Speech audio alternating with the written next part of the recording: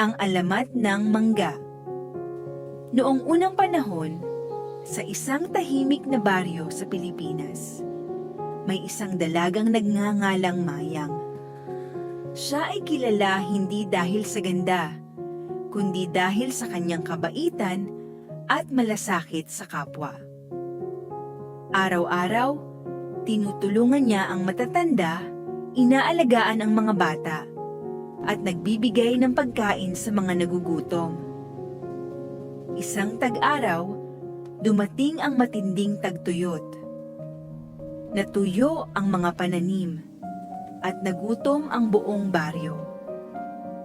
Kahit kaunti na lamang ang pagkain ni Mayang, patuloy pa rin siyang nagbahagi sa iba. Isang gabi, habang siya'y nagdarasal sa ilalim ng malaking puno, may isang matandang babae ang lumapit. Siya'y mahina at gutom na gutom. Walang alinlangan, ibinigay ni Mayang ang huli niyang tinapay at tubig.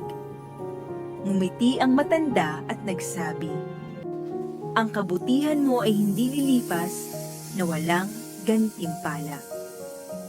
Kinabukasan, natagpuan ng mga taga-baryo ang isang bagong punong may kakaibang bunga sa lugar kung saan nagdasal si Mayang. Ang bunga nito ay hugis araw, may dilaw at gintong kulay, at may tamis na may bahagyang asim.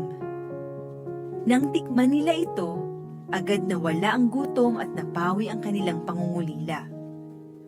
Tinawag nila ang bunga na mangga, mula sa pangalan ni Mayang, bilang pag-alaala sa kanyang kabutihan.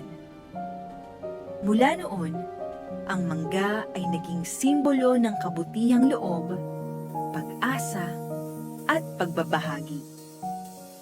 At hanggang ngayon, tuwing tayo'y kumakain ng mangga, ipinapaalala nito na ang kabutihang ginagawa mula sa puso ay laging nagbubunga ng biyaya.